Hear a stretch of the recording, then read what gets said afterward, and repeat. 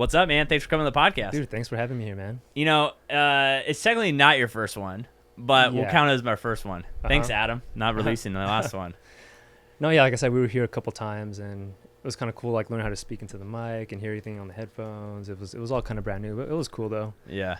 And yeah, I kind of thought about hitting you up, but it was just more like, I was like, nah, I shouldn't do it. And then you've had so many people on here that I know. Oh, And like, I live here in Downtown Riverside, Yeah. business owner. You get to know everybody. mm-hmm. And so after seeing all these guys and business owners, girls here, it's like, okay, I'll do it. I'll get in here and talk. It's been both ways. Like I've had people like, oh, dude, I always wanted to ask, but I didn't. We're Uh-huh. scared. I'm like, listen, dude, like. It's very rare I say no to people. Uh-huh. You know what I mean? So for me, it's just like, if you have a cool story and you're cool and we can talk, like, then that's great. Uh-huh. The hard part is, like, I have had a few where I'm like, okay, where are we going to go with this? Like, how do I fill 30 minutes? You know what I mean? So, but like, all right, so why don't you tell everyone who you are, man? So I'm Andrew Flores. I moved to Riverside here like middle 2004. Finished my senior year in high school here in Riverside. Ended up going to UC Riverside. Been here since. Now I run a personal training business, small group classes for fitness, and been doing that since about 2008. You definitely do a different style of lifting.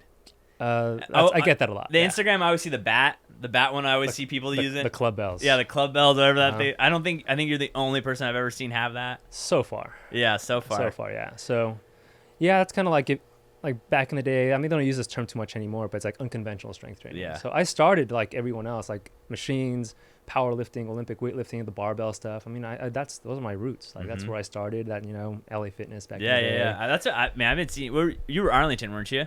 I was at Mission Grove first. Mission Grove first, and then you went to Arlington. Then I was doing both Arlington and Mission okay. Grove, and that was like, whoa, being pulled in multiple directions. Mhm. And then I switched over to Arlington. This show is sponsored by Resilient Real Estate Group, powered by EXP. So, you're thinking about buying and selling soon? Yes, we know you probably know a realtor, your mom's best friend's cousin's neighbor, who puts her face on the local shopping cart. But you know what? Our friends at Resilient Real Estate Group have helped hundreds of thousands of people sell houses over the years, and they definitely know what they're doing based on their 5-star review on Google and Zillow. So, it doesn't matter if you're looking to buy $1 million house or a fixer-upper, make sure the next time you're thinking about buying and selling real estate, you give our friends a call over at Resilient Real Estate Group. And now we're back to the show. How's the struggle from that? Like, obviously being an LA fitness trainer is very difficult, I would think, because it's like every type of person's body's different. Like the range of who's walking in that door is so different than maybe a little bit more now. Like, or the guys that are more like athlete trained. It's like you kind of have an idea. So with LA Fitness, it's like, who am I getting today? You know?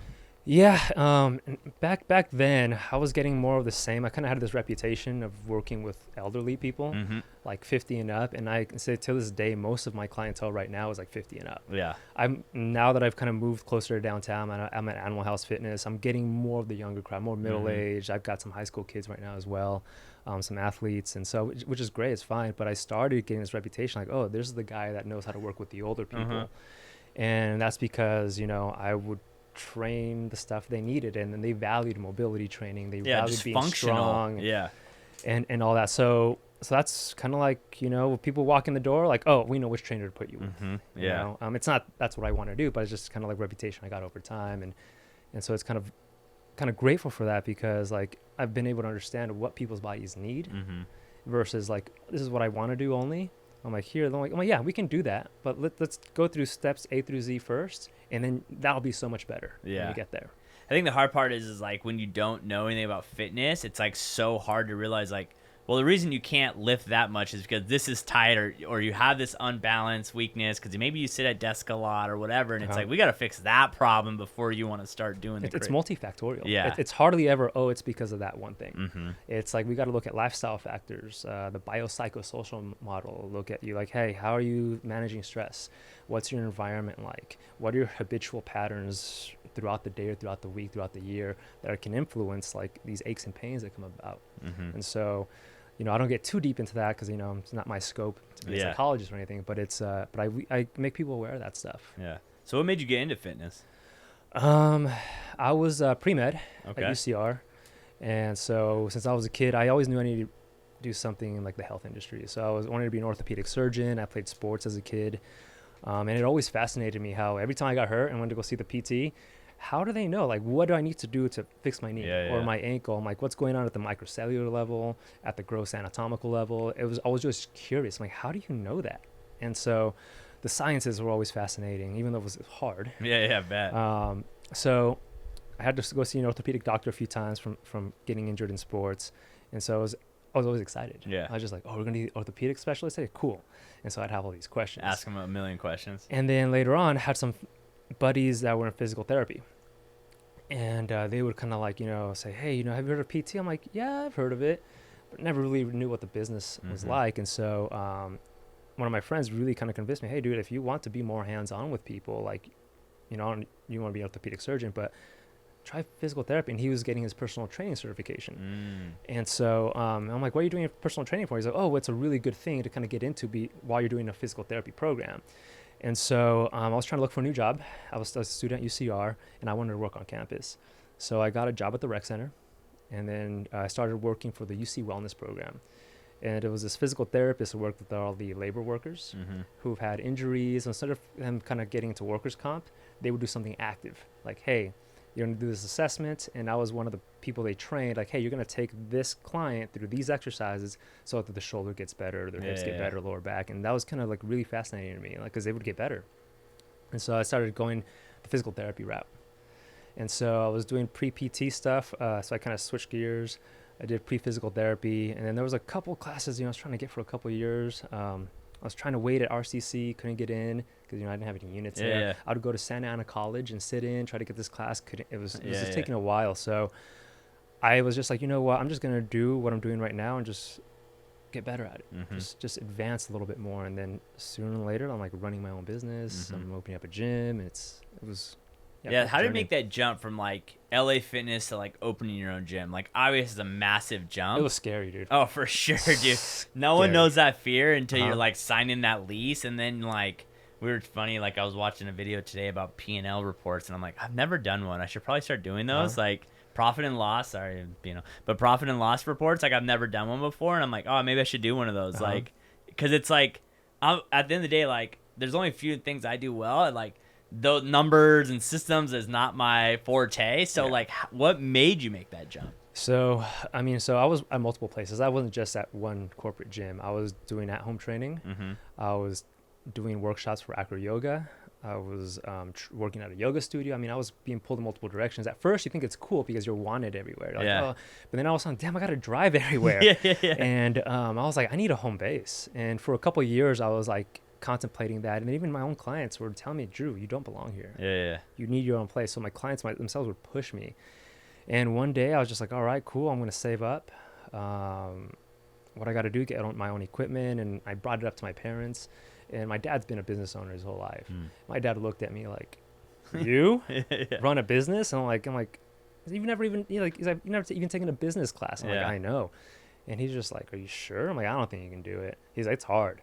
And I was like, no, I think I'm going to do it. I'm like, I don't know anything. So I just went in and did it.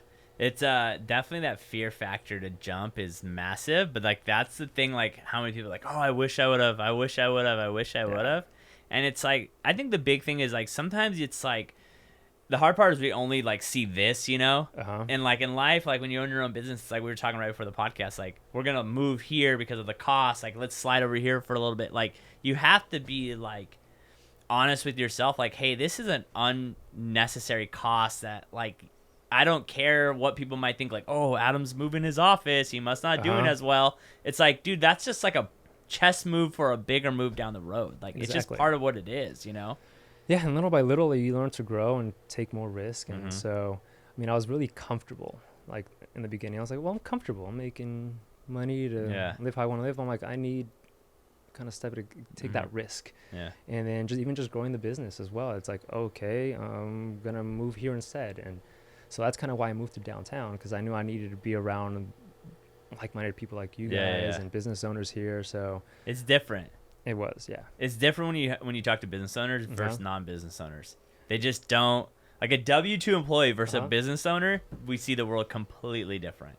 Oh, big time. Everything's like, oh, okay, that costs that much. Like, oh my God, that costs that much. Okay, we have HR, now we have payroll insurance, and now we got this, and da-da-da. They don't see the behind the scenes. No, exactly. It's like, I've had clients ask me like, oh, like, don't you just train in here all day? I was like, I wish. Yeah. And I thought when I first opened up my own gym that I would work out so much. I'm like, oh yeah, I'm gonna work. Dude, it was harder to get workouts in. To get workouts in, because like even though I'm in there, like you're booked and you're worried about like, hey, this belongs there, reorganizing this, emails, inquiries, workshops, the kind of things you got to do. And then how do we grow the business? Like, what's the next new step? It's like that wheel just never stops, you know?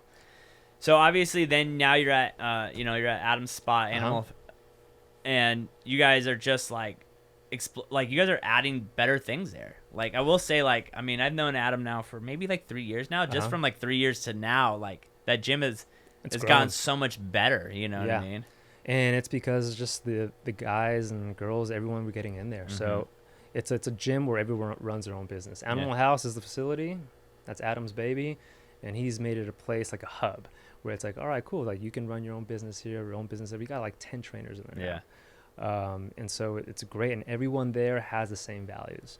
Everyone there has something to bring to the table, which is really cool. Like, I can confidently, let's say, like, hey, I can have any of my clients work with any of the trainers there, and I wouldn't think twice. Versus I've been in other places. Oh, for sure. Where it's like, I'd even ask my clients, like if I had to leave on vacation, I'm like, hey, I can book you with another trainer here, or you can hop into the class. They'd look at me like, I'll get a better workout myself. Yeah, exactly. Kind of thing. Like, so it's changed. Riverside has changed a lot in regards to like the fitness world and just the awareness of how to approach health and training. I think in general the internet has really helped a lot of people out. Like, just so much knowledge, but it's almost overwhelming at that point too, where it's like there's so many different voices. So much information, right? Yeah, it's like, how do you calculate which one's best for you? What's actually legit? You know, especially in the fitness world. And so trainers go through that as well. Yeah. So I mean, there's so much information out there, and this phenomenon called, paralysis by analysis. Yeah.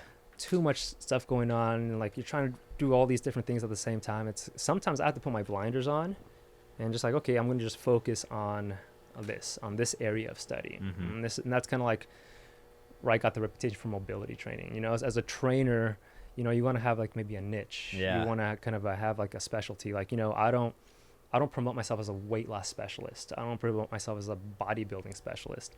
And I kind of made that decision a while ago. It's like, I do the strength training, I do the strength conditioning, but I was like, you know what, this mobility stuff has really done well for me personally, and it adds so much value to my clients, whether they're martial artists, athletes, students, grandparents. I mean, it just makes everything that they want to do better. Well, and the hard part too is what people don't realize is like it's such a lifestyle shift. Like people are like, I want to be shredded. It's like, how much a lifestyle shift that is? Like, it's not just like, oh, I'm working out, doing cardio, whatever. It's like, do you want to commit to that? But mobility, I think, is like something we all need, every single day. Yeah, it's been a buzzword. Yeah. The past few years, like mobility this, mobility that, and then people's different approaches to it. So it's kind of been cool to see that awareness there, because nowadays I'm getting more clients who, when I assess them, I'm like, hey, well, what are your personal goals? Like, what do you value? And a lot of them nowadays, like, dude, I just want to move well. Like, I don't want my back to hurt, sitting down all day at work. I want to, versus when I first started personal training, I either had a client that wants to lose weight or build muscle. Those were the two things. Get shredded or get huge. Yeah, and that was pretty much it. But now you're starting to see even the younger people, like, really value the quality of their movement, their posture, and everything else that comes along with that. Which is tough, man. I feel like, I have to like remind myself to like stretch out every single day, because we're so down on the computers and looking down and like on the phone and in desk and then being aware of it is just even like a step up. Some people are just not aware of it at all. And then you wonder why then all of a sudden, it's like it sucks, but it's like, why is it not better? But it's like, dude, I've been doing this for 7 to 10 years now. It's gonna take a while to remind fix my body, you know. And that's how I started, honestly. Like the whole mobility thing was fixing my body first, because I was a hot mess, dude. Oh, were you? Oh, dude. Some people think I've always been like athletic and mobile, dude. Doing yoga and everything in the park and no. Yeah. Dude, I couldn't even reach my fingers past my knees. Really? Trying to touch my toes. It was bad. Really, really bad. Is that just injuries or tightness or? You know what? It's like, I grew up playing sports and being athletic and being a skater and all kinds of stuff, and then you get to college and just hit the weight room, you're trying to get jacked, and never stretched. Yeah, you never no did one any who of that. stretches. You know, my stretch was getting on the pec deck and Yeah. kind of just or the free motion machine, do some flies and warm up. Yeah. And you know, just trying to lift heavy and then be athletic at the same time. And I was losing my athleticism. You know, I would play like intramural football and things like that, and people would just look at me like, dude, you look buff, but you're not really that athletic. Yeah. I was like, whoa. And then all these injuries started to pop up, you know, elbows, hips, knees, shoulders, hands. I mean, name it. Like, I would go into the gym and I'd be like, okay, what's going to hurt today? Yeah. And then one day I had a really bad injury. I was out for like 2 years. Like, I was trying to rest didn't help. Yeah. And so it wasn't until I made the choice to be like, all right, I actually don't know what's going on. Really? I'm like, I need to seek help from somewhere else, people that know more than I do. And so I made a post one day. I was like, hey, is there anyone that does like assessments or knows a physical therapist that would tell me what's going on in my body? Because I haven't been able to move well for 2 years. And I would be popping ibuprofens every day just to go train my clients, dude, because I couldn't even bend over, nothing. And so my friend, this facility's not here anymore. It's called CATS, Competitive Athletic Training Zone. It was in Yorba Linda. Okay. And so that place was physical therapy with strength conditioning specialists. And so he's like, dude, come over. He's like, we'll do a free assessment. And he asked me these questions. Dude, what do you do for mobility? And I was like, what? Mobility? And I was like, I don't know. I've tried this foam roller. Yeah. I was like, oh. He's like, what are your accessory exercises? What do you? I'm like, I just lift. Yeah. And so, like, these questions like kind of baffled me. And then once I got the assessment done, a physical therapist told me I had the tightest hips and hamstrings she had ever seen in her whole career. And I was like, oh, dang. Well, I didn't know it was that bad. Then my friend who had experience in that, he kind of like gave me some resources, and I just went down that rabbit hole. And then so now that when I got a client who came in, hey, Drew, like, I was guarding all week and my back hurts. Can we just not do legs or deadlifts today? I'd be like, well, how about I can show you how to make that go away? Yeah. Really? And then all of a sudden they'd leave the session happy. Like, this is amazing. Then they want to come back. Because that's instant too. That's instant gratification. You know? That they know, oh, that doesn't hurt anymore. Yeah, like, or, hey, my shoulder, I slept on it wrong. Oh, I can show you, like, what you can do for it and how to get to the root cause of that.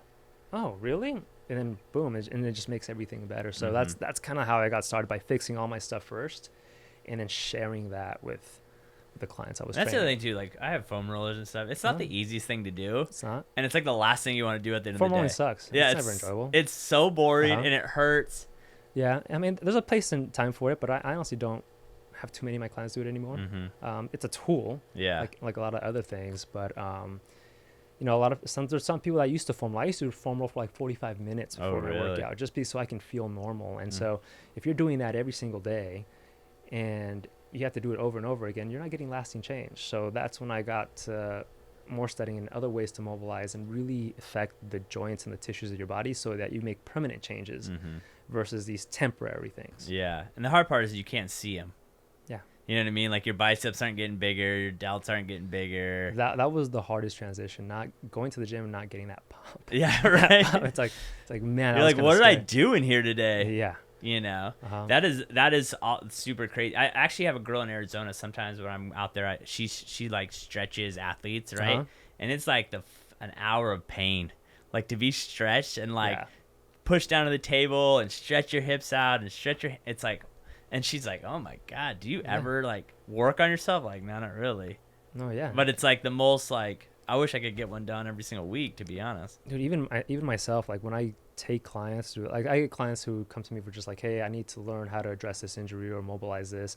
And as I'm taking them through it, I'm taking mental notes like, oh, I got to do that too. Because, you know, I'm so engulfed in what I'm doing in my profession. Like sometimes you forget, like a couple of weeks will go by, I'm like, oh man, I haven't done any self-care on myself in a while. Yeah. How do you balance that between like training people all single day, taking a break, and then also reminding yourself to train yourself?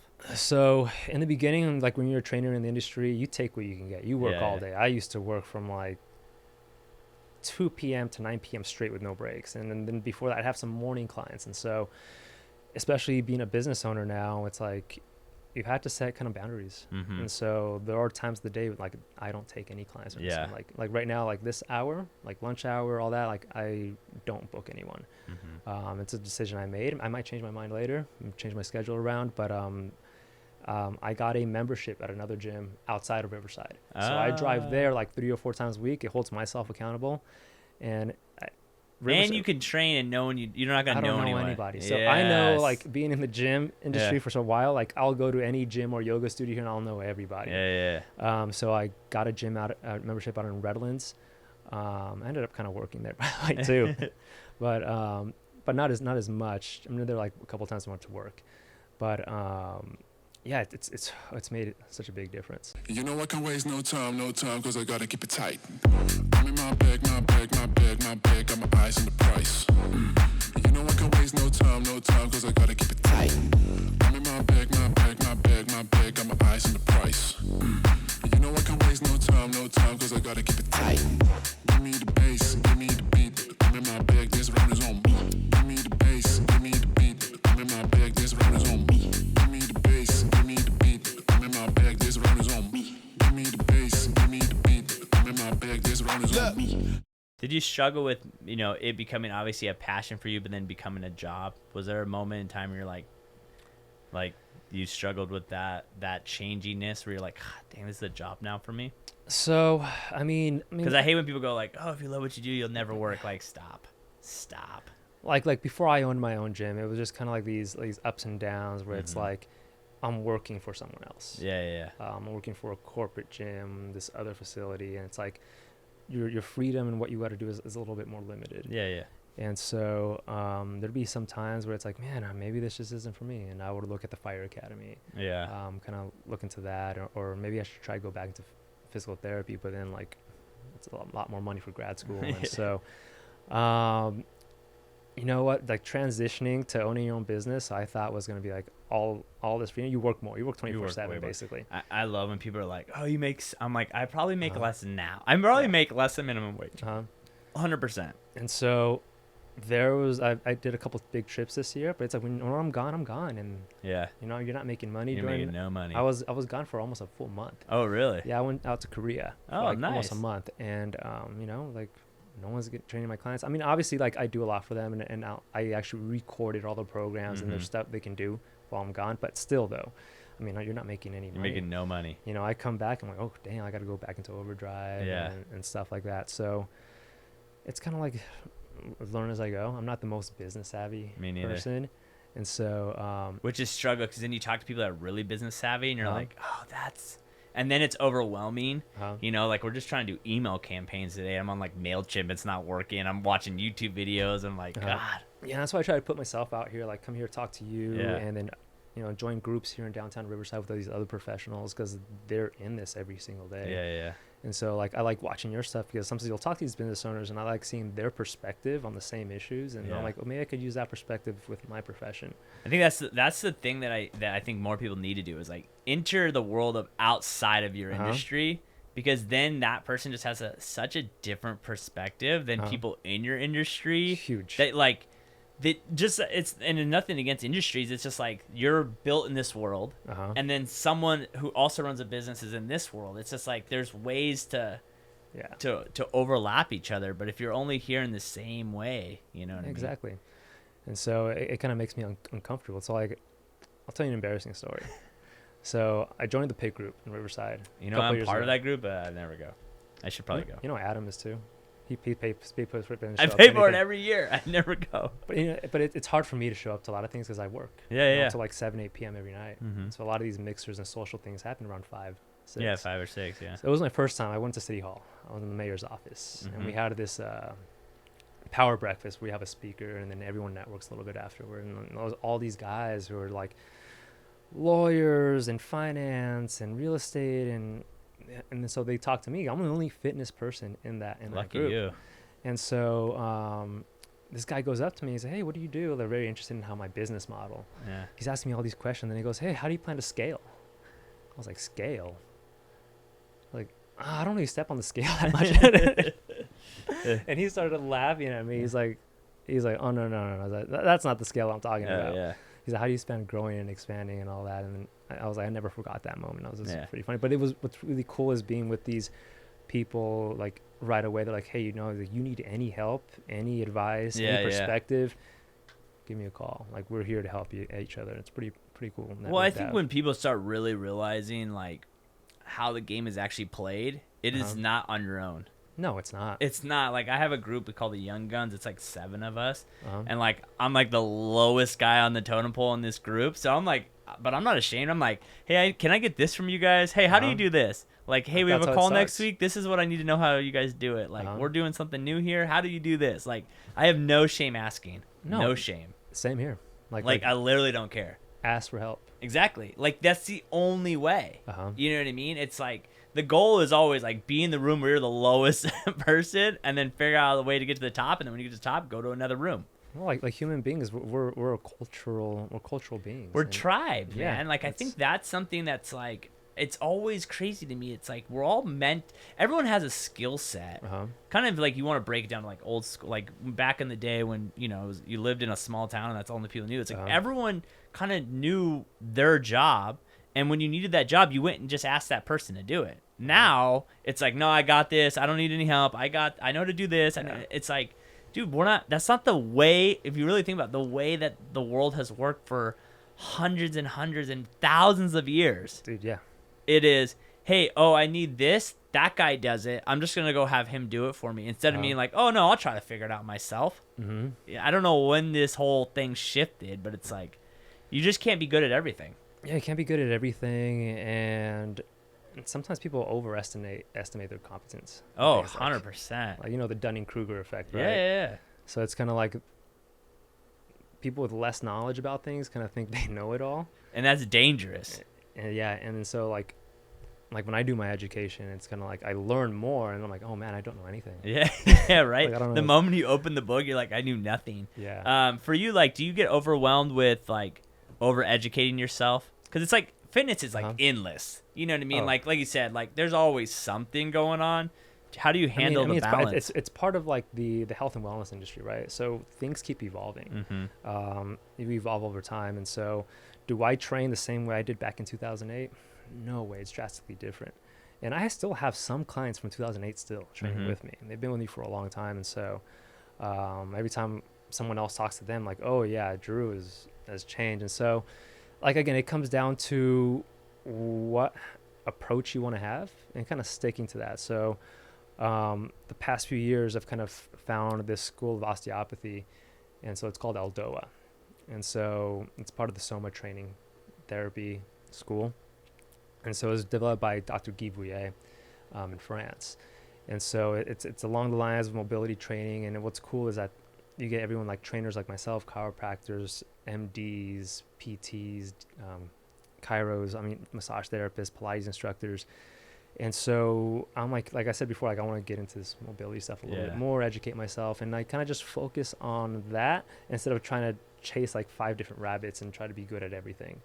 What's really cool about being at Animal House is that, like I said, every guy there comes from different backgrounds. Kind of has their own different skill set. So let's say a parent comes to me and they want me to train their kid with sports and speed and agility, all kinds of stuff. I'm like, you know what, I can do that, but I know who has a better eye than me. For sure. And an environment and of a class of kids that he can probably have a good time, and that's Adam. Yeah. You know, which I give him credit. He's stayed in his lane too. Yeah. Like he's been kids. Like that's all I want. I just want to work with kids. Exactly. Like I just want to work with athletic kids. I look at him sometimes. I don't know how he deals with kids all day. Dude. But he probably looks at me, how do you deal with adults all day? Yeah, probably. Yeah. And so, it's really cool. Like stay in your lane. I know my scope. And if I don't know something, ask. Yeah. Or I'll tell my clients, you know what, I don't know yet. Let me find out. And that's okay. Yeah. How do you handle nutrition? Do you work that side with your clients, or is that something you don't really tap into? So back in the day, you know, like I thought I knew everything about nutrition and all that, but yeah, I don't do meal plans, but I do help people out. Yeah. I've done almost every diet in the book. Dude, meal like diets now is like what works. It's like I think you just have to like try to test them all out, see which one you can maintain the longest. So when people ask me, hey, what do you think about this paleo diet? Or what do you think about keto? What do you think about this and that? I'm like, I don't know, try it and you let me know. Yeah. But be consistent. And so honestly, every single diet that I've tried has worked with me to some extent, just because I was just consistent with it. Yeah, you just stuck to it. And so interesting you asked that right now, because right now my fiance and I were trying to lose weight for the wedding. And so instead of me trying to make her a meal plan, our buddy, who's a physique competitor, I mean, and works with meal plans all the time, Yeah. I'm like, do it with him. Yeah. Because he's going to know how to track everything a lot better than I do. He specializes. This is bread and butter. He knows how to keep you healthy at the same time. It's not like, just chicken breast and broccoli. Yeah. He's got everything locked down from micronutrients and getting all the minerals and all the stuff things you that you need. don't even think about. Yeah, and to keep you healthy while you're doing this instead of starving yourself. Yeah. So, and then plus, it's like, since she's my fiance, she'll probably listen to him more than she listens Yeah, to me. 100%. Dude. My girlfriend's out here. I don't. She's also in real estate. Uh-huh. I'll be like, that's exactly what I told you. Oh, I know. And I'm like, that she just walked by her. I'm like, that's exact. Like, I'll listen to it. She's like, you need to listen to this podcast. I'm like, okay. I'll listen to it, and I'm like, that's everything I say every day.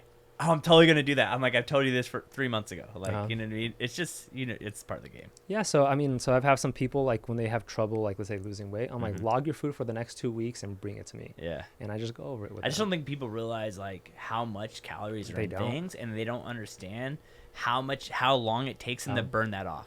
Yeah, it's people think they're eating healthy, and that's why I say log this for 2 weeks. I'm like, even if it's a little M&M, put Yeah. that down. Uh-huh. And almost all the time, I'm like, yep. I get that red pen. I'm like, let's just make better choices. You don't have to make this crazy drastic change in one day. I'm like, let's take that away and just add this instead. Yeah. Take nutrition as approach as like, what else can I learn and eat, rather than thinking I can't do this, I can't do that, I can't do that. And it kind of helps teach them. I had a client do that with me. She's already down like 5 pounds. Yeah, just making those little tiny changes. I can't do keto. Every time I try to do keto, my body just does not work on no carbs. I just feel terrible. Yeah. I just can't. Yeah, I did keto back in like 2011. I just can't. It was weird. Dude, I'm just like, I tried it like to like start kick stuff, and I'm just like, dude, I don't like fats enough. You know what I mean? I'm not I'd rather like go low fats, high carbs. Like. So you watching a lot what you eat nowadays, or? Well, I'm training for a marathon right now. What got you into that? I saw you post. So I was an all league cross country in high school and all league track, and I regret never running a marathon then.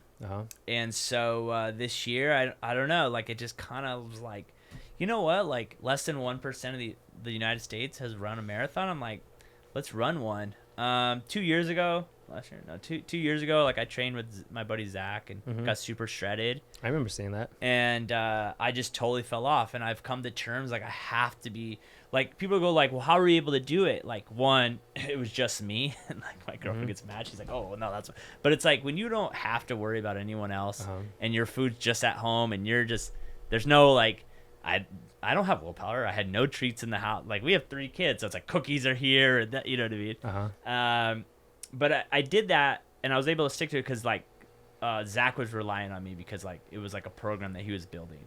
So it's like if I didn't do it, I was letting him down. Yeah, the accountability. Like, I have an accountability coach now between me and my buddy. And so I was like, okay, well, maybe I just need something. I was, I would ride mountain bikes and ride bikes, and I just, like, kind of fell off. I just kind of was, like, over it, you know? And I was like, okay, I guess I need something to motivate me to do it. So I was like, let's throw a marathon up in there, you know what I mean? And if it goes well, then I might just throw an Ironman up there. Have you ever ran a marathon before? No. A 10K or a half marathon? Oh, I ran half marathons all the time. Yeah. I mean, running's kind of like, it's weird. Running's actually like kind of my thing. Like I ran 5K last night, and like my last mile was 6:30, like 6:31, I think it was. Like I've only been training for 2.5 weeks. So running for me, and I'm fat right now. I'm like 187. I can't lose time. I'm like, it gets everyone. You get over 35, it hangs on a lot longer than it used to. So yeah, I don't know. Just want to do that, and then we're doing no alcohol. Same here. No alcohol for until I make $1 million. Oh, nice. So we'll see how long that takes. Hopefully just a year. But I feel like I need challenges. Yeah, and that's kind of like the thing. Like when I have people come in, I'm like, what is it that you want? Yeah. What is your goal? And it could be simple things like that. Like, I would have loved to do this, and I'm like, okay, cool. Let's get you on track. Yeah. And we need a reason for something. It just can't just go do it. Like looking nice is not. It's just not enough. Like no, it's not. People think it is, but it's just really not. Like it's especially like my girl. If I'm 187 today and in 3 months I'm 177, like she's not gonna love me any differently. It's not gonna change. So you have to find other motivation. Yeah. So yeah, marathon I'm super pumped about, man. I'm excited. I ran my first 10K last year. Really? Yeah. You want to do a half? Thinking about it. So as soon as I finished, I did the Citrus Heritage one. Oh yeah. It was nice. As soon as I crossed that finish line, I was like, crap, half is twice as much as this. Isn't that crazy? And I was like, oh gosh. But like, yeah, for a while I was running from like here downtown, and I'd run up Mount Rubidoux, run all the way around the mountain, and run back. It's about a 5 point something miles. Yeah. And it's fun. I need to get back into running. So I took a long vacation and have not ran since. So. No. It's one of those things like anything, you know, it's like that. It's like after it just becomes a thing, and then it's like, oh, I go home and run now. You know what I mean? It's like, oh, I'm coming. I leave here at like 7-ish. We live in Rancho. I leave here. I go home. I don't like cozy in. It's like I just throw my clothes on and I go. How's the drive over here from Rancho? I leave at the house like between 6:45 and 7. So I pull about 12-hour days every day. Oh, so wow. For me, like I miss the traffic. So for me, it's fine. Like I don't really care. I'd love to, you know, I also live 3 blocks down, so the commute is definitely a lot longer. But that's why we're doing the whole warehouse thing in the future. Is the warehouse gonna have a gym in it, a kitchen, like a wellness. Like I want to have a place for my agents and for my clients to be like, hey, like you just come here at 7:30. You can work out, you can shower, you can work. We're gonna be able to throw like events there and things like that. Have podcast rooms, so it's like one spot shop. Is that gonna be here in Riverside? Yeah. That's exciting, man. Yeah, so you know, do something different. Like I don't know, man. I tell people this all the time. Like, it's not how much money you make. It really isn't. Like, financially, that is a terrible business move. But you know what? It'll be fun. Yeah. Like this place. This place is not the greatest financial move to move in downtown on Main, but you know what? I've had a great time here, and now it's time to move on. You know I can waste no time, cause I gotta keep it tight. I'm in my bag, got my eyes on the price. You know I can waste no time, cause I gotta keep it tight. I'm in my bag, got my eyes on the price. You know I can waste no time, cause I gotta keep it tight.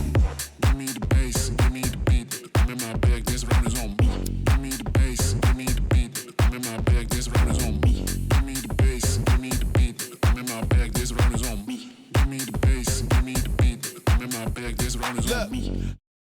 No, yes, I'm here. Like it's a tool. It's a tool for you just enjoy yourself. Yeah. You just enjoy yourself for a little bit. You know what I mean? So moving forward, you know, you made the scale joke. Are you trying to scale at all? Yeah, that's definitely the plan. Yeah. You know, certain times of the year I reach points where it's like, I look at my schedule, I'm like, I can't fit anyone else in here. And so what's really cool to see at Animal House is Adam, Troy, like they got these people underneath them. So I definitely want to start an internship program soon, kind of get people in here. And so that way I can get them, hey, education for the trainer themselves, if that's what they want, or teach programming, how to work with people one-on-one, how to assess people, how to work in classes, and how to program for anything from general population to specialized athletes and things like that. And so that way we kind of grow, and then I can kind of like, I can travel here and teach a workshop over here. I can travel here, do this and that, and kind of just have a team versus, again, just being on my own.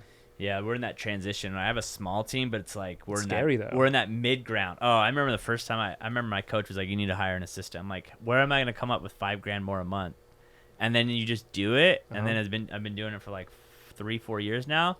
But that is now we're even going more. You know what I mean? So it's like now that with all the development, it's like, okay, I need to hire someone to handle this for me, so I can do more of this stuff, more big, you know, big money items. You know, the things that actually move the needle. Yeah, so this is like my first time announcing it. So if anyone wants to, interested in interning, learning more about personal training and assessment, like, yeah, you can hit me up now. I'll make an announcement soon. Do you think the industry, like, we definitely feel this in real estate, it's like the bar's way too low to enter? Do you feel like that in the training world? The training industry is unregulated. It's got a really low entrance barrier. If you wanted to, I know so let's say, hey dude, I just got into running, I'm passionate about my fitness, spend a couple $100 this weekend, you'll be a personal trainer. And then you can start next Monday. All right, cool, I'm a trainer, blah blah blah. I mean, which is great. I mean, you have different levels of this stuff for sure, right? You have fitness trainers, up to fitness professionals, and it depends what you want to do. If it's something you enjoy teaching, teach it at that level. But then there's everything in between where it's like, oh man, like that's kind of making us kind of look bad. I remember when I was first graduated college. A couple of years went by, and also doing this training thing. All my friends are doctors, lawyers, business owners, and I'm just like, I'm a personal trainer. I'm like, it was almost kind of embarrassing. I say that. I feel the same way when people go like, "What are you?" I'm a realtor. And so it was, and nowadays I'm over it. Like, and I'll be like, well, what do I call myself? Do I call myself a coach, a strength coach, movement coach, a specialist? And nowadays I just say trainer. And so, and then when they find out what I do, like, oh, this is what you do. Yeah. So it's cool. But then, like, when you say you're a business owner, be like, oh, okay. Yeah. It's like lets you up a little bit more. A little bit, yeah. Yeah. So, I mean, yeah, it's evolving. It's always changing. And so I think it's like kind of our job, especially with us trainers in there now here in Riverside and Animal House, it's kind of like we're kind of setting a standard and letting people know, like, this is what training looks like. Got it. And then, but also giving other maybe fitness and health professionals, you could be a yoga instructor, you can be Pilates, whatever it is, and come in here and have everyone learn and have everyone just grow. Because one thing I realized a long time ago, for me to increase my education, nothing was in the IE. Yeah. All my mentors, because I have trainers too. I have multiple trainers. I had to go to San Diego. Isn't I had that to go to crazy? Orange County. I had to go to LA. I had to go to the Bay Area. Never in the IE. But what if we can stay in the IE, cultivate the culture here, and like kind of what we're doing right now, and now we have people to come to Riverside for that stuff. Yeah. And it's happening right now. It's really cool to see. Yeah, that's great to hear, man. Well, I had a great time. Why don't you tell people how to get a hold of you?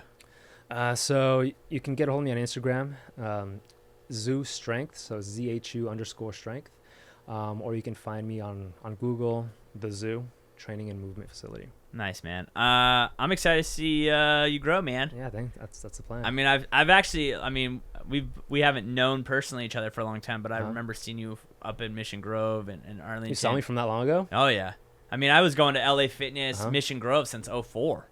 Okay. That's where I grew up. Yeah. I've been going there for So I grew up in Mission Grove. Yeah. I moved here at Riverside, grew up right there off Trotwine. Mm-hmm. And then, been here since. Yeah, now I'm in downtown. I haven't seen you for a while, man. For years, yeah. And then you're doing yoga in the park on Instagram, you know what I mean? Yeah. Yeah. Yoga, all that stuff. Yeah, exactly. So, no, I've been seeing you for a while, and just see it's just cool, man. It's cool to see people, like, the transition, you know what I mean? From, like, taking something that's so easy to get into, right? And the bar is so low and the fail rate's so high, but to outlast everyone else. Like, I think that's something I try to preach. It's hard. Preach about real estate. Everyone's like, oh, I want to get into real estate. It's like, dude, it's 87% fail rate in the first year. 87 people. If you get a license with 100 people, 87 you will not be here at the end of the year. Yeah, that's how hard it is. More than half of the trainers I've known didn't stick with training. Exactly. They had to do something else. And so I always found it really important just to find the people that are doing what I want to do. Yeah. And go learn from them. Yeah, because they've figured out the code. Yeah. Exactly. So, all right, guys, appreciate it. Go follow him. Thank you for listening. Please share. Until next time, guys. Peace.